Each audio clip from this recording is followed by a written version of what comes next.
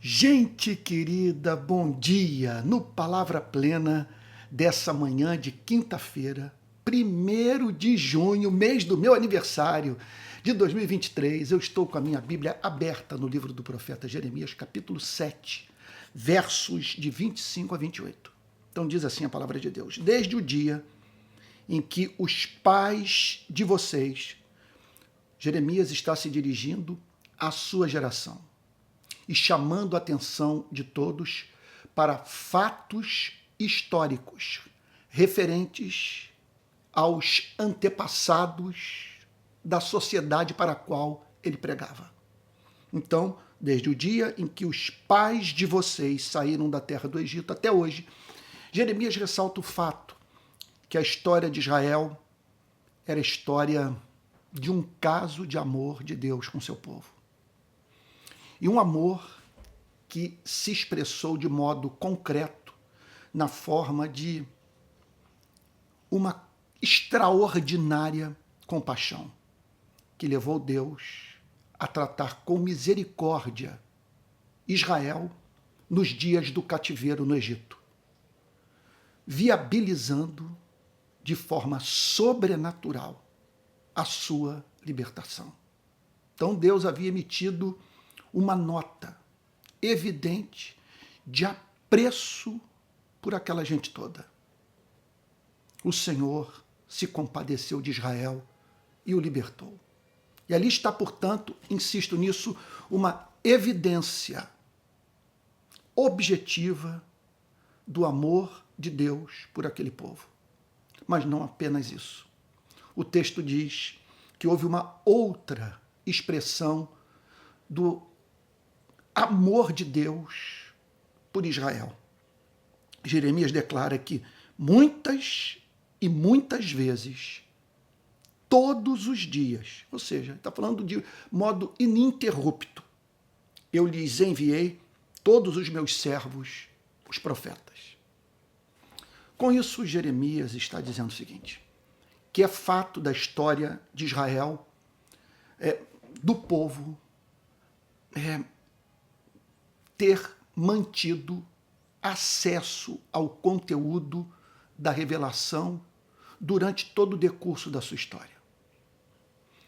O amor de Deus era tamanho por aquele povo que ele selecionava algumas pessoas, os seus servos, e os inspirava, os enchia de paixão, de graça, de autoridade, de sensibilidade histórica, de modo que, por meio daqueles homens, a nação fosse encorajada, encontrasse esperança, entendesse quais as implicações da lei moral para o seu cotidiano, em especial em momentos nos quais a nação se afastava da vontade de Deus.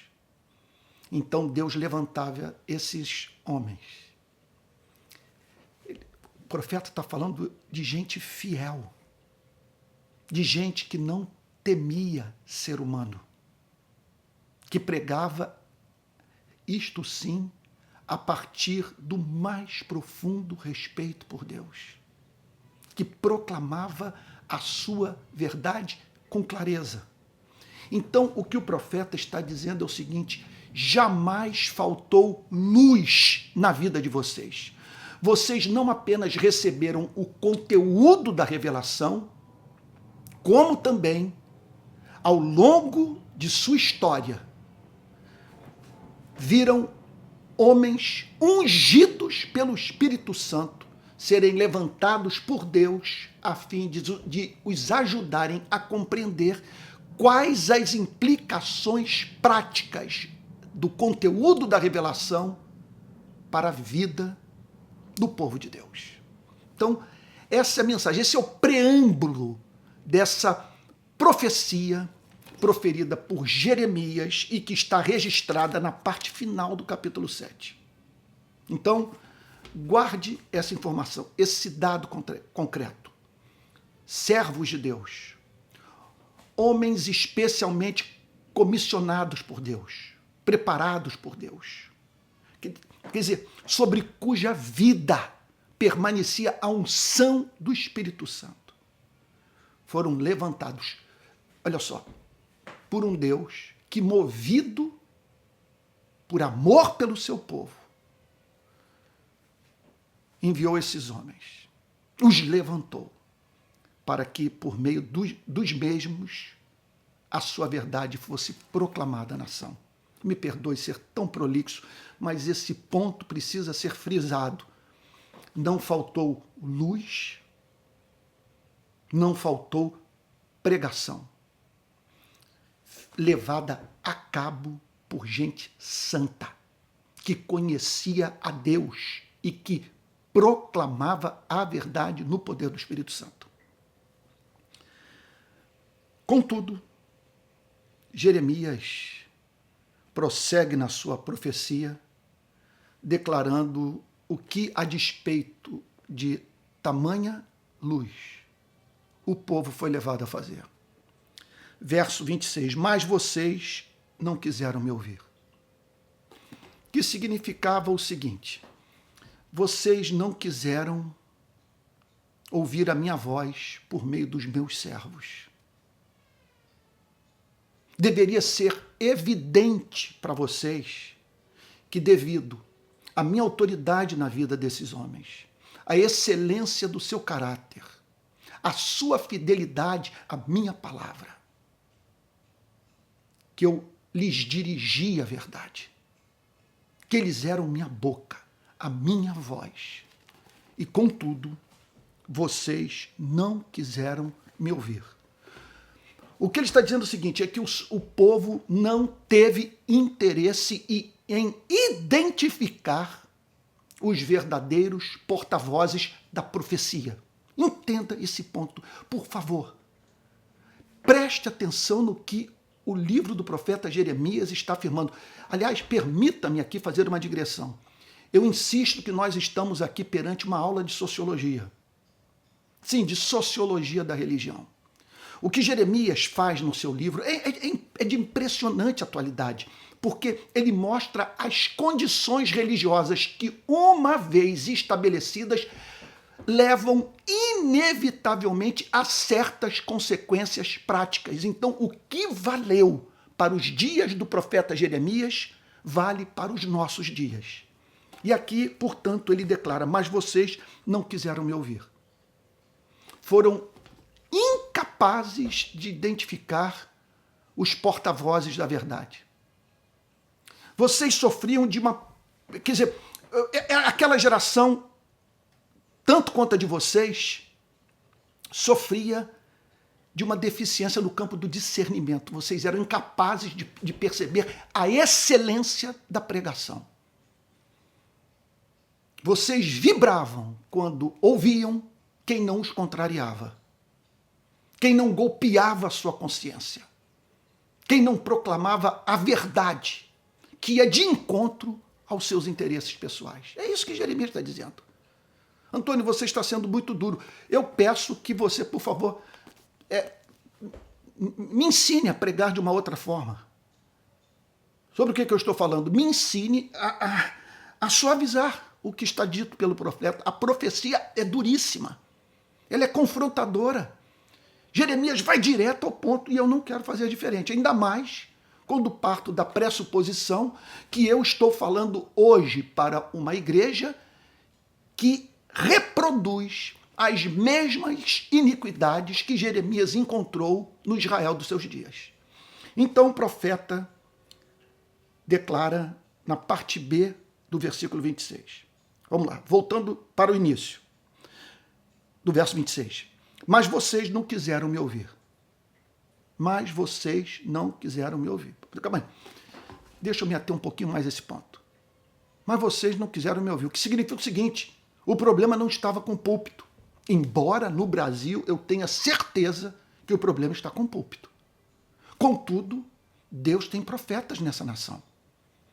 Deus tem servos valiosos que não se deixaram cooptar nem pela esquerda, nem pela direita.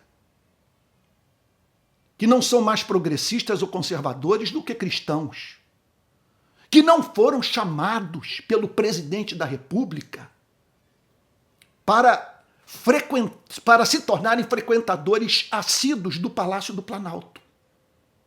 Eu estou falando de homens que têm independência de pensamento, que não pregam de olho no número de visualizações das suas redes sociais.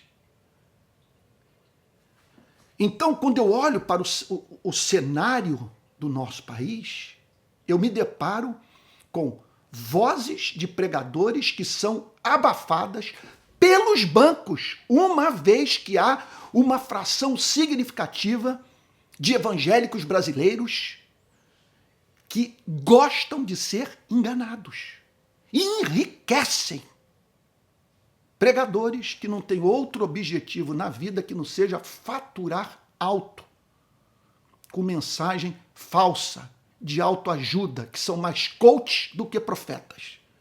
Então, mas vocês não quiseram me ouvir. O que significa, portanto, o seguinte, que não há relação entre unção do Espírito Santo e sucesso. Pode ser que sim, pode ser que não.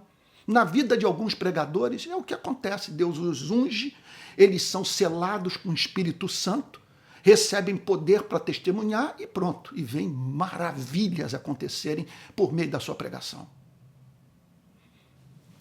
Contudo, há aqueles que são ungidos por Deus apenas para declarar a verdade, para, por meio da sua pregação, tornar os seus ouvintes indesculpáveis. Você está entendendo o ponto? Somente isso, sem colherem praticamente nenhum fruto do seu trabalho. É isso que o profeta está dizendo. O ministério do profeta Jeremias, do ponto de vista do poder transformador da sua mensagem, foi um completo fracasso. O livro do profeta Jeremias é o testemunho de um pregador fiel que não foi ouvido pela igreja. E é isso que ele está dizendo. Mas vocês não quiseram me ouvir. Decidiram não ouvir e domesticar a Deus. E usar a verdade de uma forma enviesada para tão somente justificar a sua injustiça. E aí Jeremias declara, mas vocês não quiseram me ouvir, nem atenderam. Não acolheram. Não disseram amém para a pregação. Sabe? Jeremias, é claro, ele não está falando aqui de pessoas levantando as mãos e dizendo eu aceito sua mensagem, eu servo de Deus. Não. Esse atender aqui é dar assentimento à verdade. Assentimento intelectual à verdade. Deixar a verdade descer para o coração e se transformar em gestos. Vocês não atenderam, vocês não ouviram os profetas. Foram teimosos e fizeram pior que os seus pais. Que Jeremias está dizendo que ele observou isso nos seus dias. Vocês conseguiram se tornar piores do que todas as gerações que os antecederam. Você está entendendo o ponto? O que Jeremias está dizendo? Se eu fosse aplicar aqui para a realidade do nosso país, eu diria o seguinte, que cristãos do século XIX, quando o protestantismo foi trazido para o nosso país, cristãos do início do século passado, dos anos 40, dos anos 50, dos anos 60, dos anos 70, esses cristãos se sentiriam horrorizados com o que está em curso na nossa nação. Eu que estou há 40 anos no protestantismo, me tornei cristão e protestante em 1982, é visível a manifestação de iniquidades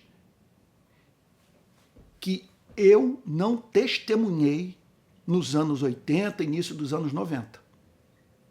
Alguma coisa houve no nosso país que deu ensejo a uma geração de evangélicos.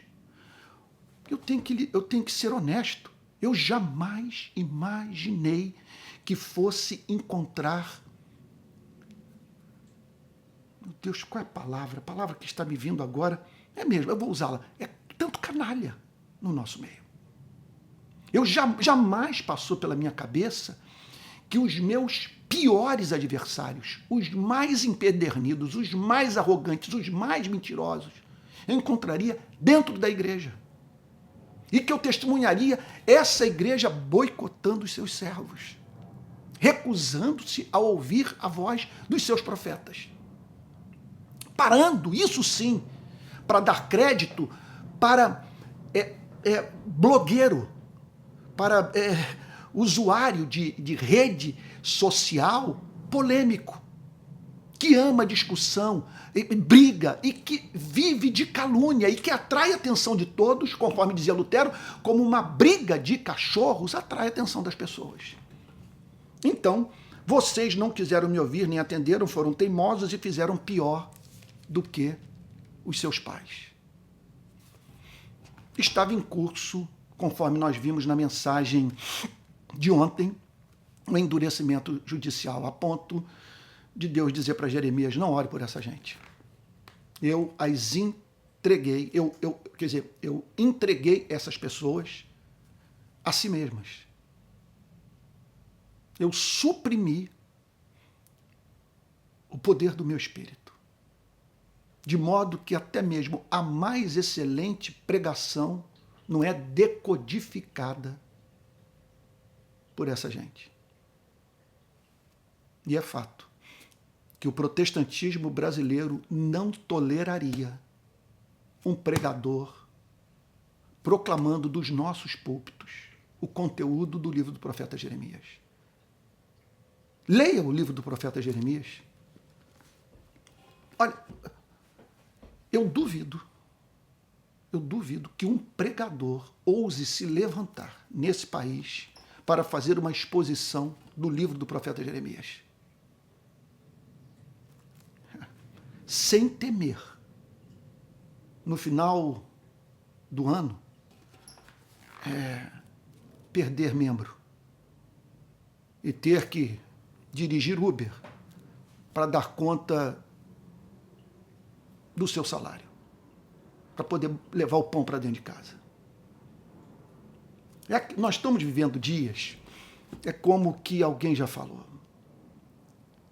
que se o profeta se levantar para pregar, se de repente acontecer assim algo do tipo, o pastor se converte, passa por uma profunda transformação espiritual e de repente dá início a uma nova fase da sua pregação, caracterizada por compromisso com a verdade. Sem a mínima dúvida, grande parte dos que estão ouvindo esse mesmo pregador cairão fora. Ele vai ter uma outra igreja. Alguns vão ficar e outros aparecerão para ouvi-lo. Portanto, olha o que diz o verso 27. Ah, meu Deus, eu deveria parar por aqui. Mas vamos lá, porque eu estou olhando para o cronômetro aqui da minha câmera e, meu Deus, que é muita riqueza os versos 27 e 28, mas eu vou tentar falar da forma mais objetiva possível. Portanto, Jeremias, você dirá a eles todas estas palavras, mas eles não lhe darão ouvidos. Você imagina um homem receber um chamado como esse? Eu ponho minha palavra na sua boca. Eu revelo o meu propósito a você, meu servo. E eu o levanto para um ministério infrutífero. Pessoas não vão se converter com a sua mensagem. Olha só.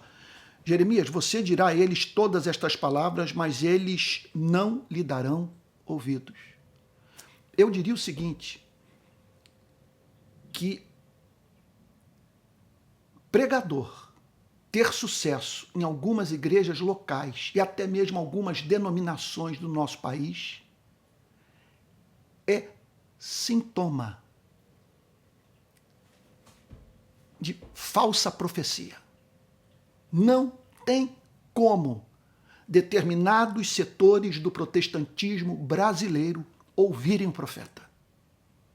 Essa gente vai fazer, vai pressioná-lo, as suas redes sociais vão perder em número de seguidores. Haverá uma pressão dos mais abastados da igreja para que ele seja retirado. Ameaça de corte no seu salário. Os maiorais, aqueles que costumam ser chamados de caciques das grandes denominações, simplesmente vão boicotar o ministério desses homens, e é o que muitos temem. Porque para você falar em congresso, para que você tenha livros e pregações, meu Deus, tornados, livros e pregações tornados populares no país, você precisa do endosso de alguns pregadores. E muitos temem desagradar a esses homens, que por sua vez estão igualmente preocupados em manter a sua popularidade. Não vão se insurgir nunca contra a sua denominação. Nunca, nunca, porque eles dependem disso para viver. Então, portanto, Jeremias, você dirá a eles todas estas palavras, mas eles não lhe darão ouvidos. Ou seja, o pasto seria farto, mas o rebanho magro. É isso que Deus disse que seria a marca do ministério de Jeremias.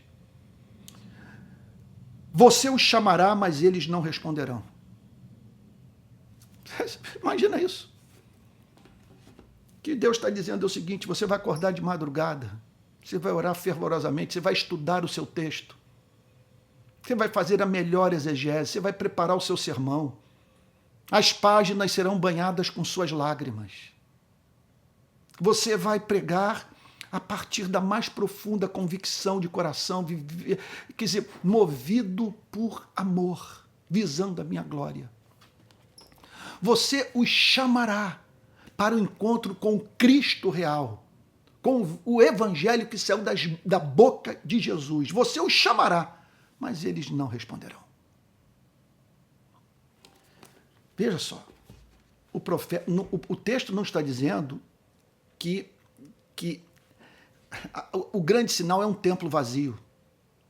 Esse pregador, ele pode, até mesmo durante um período do seu ministério, ficar impressionado com a quantidade de gente que se dirige para o local de culto, mas que se dirige trazendo um filtro, que faz com que essas mesmas pessoas só deixem passar o que as interessa, filtrando tudo o que as contraria. E aí, por fim, verso 28, o profeta declara. Então Deus se dirige ao profeta. O profeta registra o conteúdo da revelação. Aliás, nós estamos ainda na metade do capítulo 7. Eu me enganei, porque eu fui traído aqui pelo texto em negrito da minha versão em português, da Nova Almeida atualizada. Na verdade, nós estamos na metade do capítulo 7. E no verso 28, portanto, está escrito: então você lhes dirá, esta é a nação que não dá ouvidos à voz do Senhor. Isso é uma grande característica. Veja só. Uma coisa é ir ao templo, outra coisa é dar ouvidos à voz do Senhor. Eu me lembro que uma vez eu falei num congresso sobre a dificuldade de pessoas ricas se converterem. Logo em seguida, um pregador que ouviu minha pregação disse o seguinte: a minha igreja está repleta de ricos. O fenômeno não consiste em rico ir à igreja. O milagre é rico se converter. O que Jesus quis dizer quando afirmou que é mais fácil um camelo passar pelo buraco de uma agulha do que um rico entrar no reino dos céus? Então, o que vale para os detentores do poder econômico, para os que têm riqueza, vale para essa parte da igreja que vai ao templo, mas carregando, repito, esse filtro. O filtro do interesse próprio. Esta é a nação que não dá ouvidos à voz do Senhor. Pode até ser religiosa. Jeremias está aqui se dirigindo para frequentadores de templo, que contudo não ouviam a voz do Senhor. Então não dá ouvidos à voz do Senhor, seu Deus, e não aceita a disciplina. Há sinais evidentes do desagrado divino pela vida dessa gente e ela não aceita a disciplina. Olha o que houve com esse país de 2018 para cá. A igreja pensando numa grande transformação na cultura, nos valores morais da nossa sociedade. Então nós teríamos ministros do Supremo terrivelmente evangélicos. Teríamos um presidente que seria assessorado por pastores, que teria como conselheiro pregadores. Então, todo aquele frenesi, a igreja vibrando, vendo o presidente da República nos seus cultos, os cultos sendo interrompidos para que ele falasse, sua imagem aparecendo nos telões. Teve caso, igreja, que quando tomou conhecimento da sua vitória nas urnas, interrompeu o culto para todos darem glória a Deus e aleluia, como se estivessem em Jerusalém, testemunhando a chegada do Messias. E aí, toda essa decepção que culminou no 8 de janeiro, que entrou para a história como uma tentativa de golpe que teve o apoio dos evangélicos. Depredação de patrimônio público. Evangélicos pedindo o retorno da ditadura militar. Hoje, o que mudou com a mudança de governo é que os erros do atual presidente da República não são imputados a Jesus Cristo nem à igreja, que foi uma fração diminuta de evangélicos que votou no atual presidente da República. Pela primeira vez na história do nosso país, nós tivemos um presidente que era considerado presidente evangélico, ou pelo menos o presidente dos evangélicos. Todos os erros, todas as tolices que ele falava eram imputados à igreja. Pelo menos isso acabou. E eu fico feliz por aqueles que votaram no atual presidente, não por terem votado nele, mas por terem um comportamento diametralmente oposto na sua relação com o presidente no qual votaram, aquele que foi encontrado durante 4 anos nesse país. Uma vez que os que votaram no presidente que foi derrotado nas urnas simplesmente deram apoio incondicional. Foram 4 anos de silêncio. O país chegou à posição de 2º lugar nas estatísticas de mortos pela pandemia. 2º lugar em termos de números absolutos.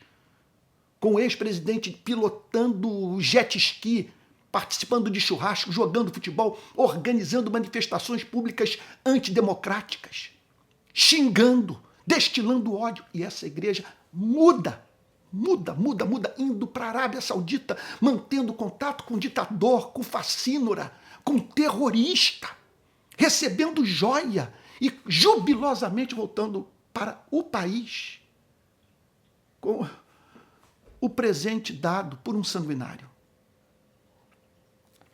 Então, essa é a nação que não dá ouvidos à voz do Senhor, seu Deus, e não aceita a disciplina. Porque você olha hoje para as redes sociais, o que se pode dizer é o seguinte: essa igreja não aprendeu nada. Não tirou nenhuma lição do que vivenciou. A verdade desapareceu, foi eliminada da sua boca. É isso, a síntese de tudo. Vamos orar? Pai Santo, a verdade desapareceu da sua boca, diz o profeta. Que não seja assim com a nossa geração, Senhor.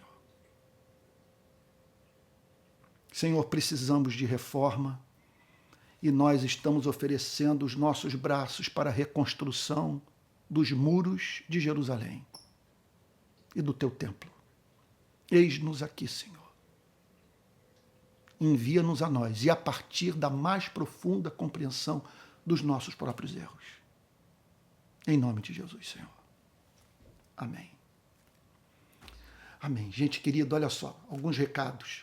Não deixe de comprar o livro que eu acabei de lançar, Se Deus é Bom, Porque Pessoas Sofrem. Porque nós sofremos.